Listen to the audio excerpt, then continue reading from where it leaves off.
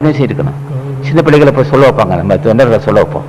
ஓம் அகத்தீசான்னு சொல்லு, ஓம் நந்தீசான்னு சொல்லு, அவனு சொல்ல சின்ன பிள்ளைகளை சொல்ல வைக்கலாம். அந்த சின்ன பிள்ளைக்கு சொல்றதுக்கு என்ன காரணம்? அந்த பையன் செஞ்ச புண்ணியம். தாய் தந்தை பிள்ளைக்கு சொல்றான், இங்க ராமலிங்க சாமின்னு சொல்லு, ஓம் அகத்தீசான்னு சொல்லு, ஓம் திருமலை தேவான்னு சொல்லு, ஓம் மாணிக்கவாசான்னு சொல்லு, திருஞான சம்பந்தான்னு சொல்லுவேன். நான் பிள்ளைகள் சொல்ல வைக்கிறான். அப்ப சொல்ல வைக்க தந்தைக்கு என்ன பெருமை தெரியுமா? அவனுக்கு எவ்வளவு அவன் அடைக்கூடிய பெருமைக்கு ஈடாகும் ஈடே கிடையாது. ஒரு பகனை 5 வயசு பிள்ளை பையனை 3 வயசு பையனை அகத்தீசான்னு சொல்லு, அகத்தீசான்னு சொல்லு, வாயில வரல, நந்தீசான்னு சொல்லு, நந்தீசான்னு சொல்றான். சரி, அவன் வாய்க்கு வருது. அப்போ நந்தீசா நந்தீசாங்கிறான். அவன் சொன்ன நாம உலகத்தை ஒரு நொடியில ஆட்டி உடைக்கக்கூடிய ஆற்றல் பட்ட ஒரு நந்தீசனும் அகத்தீசனும். அம்மா ராமலிங்க சாமி சொல்லு, ஒரு வினாடிக்குள்ள 7 பராவத்தை வச்சுட்டு வரக்கூடிய ஒரு ராமலிங்க சாமி. மாணிக்கவாசான்னு சொல்லு, சொல்ல வைக்கிறான்.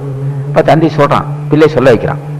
இங்க அகத்தீசான்னு சொல்லு, ராமலிங்க சாமி சொல்லு, மாணிக்கவாசா சொல்லு, நான் திருஞான சம்பந்தர் சொல்லுன்னா, பதஞ்சலி முனிவான்னு சொல்ல. எது அந்த பிள்ளைக்கு வாய்க்கு வருதோ அதை சொல்ல வைக்கிறான் 3 வயசுலயே.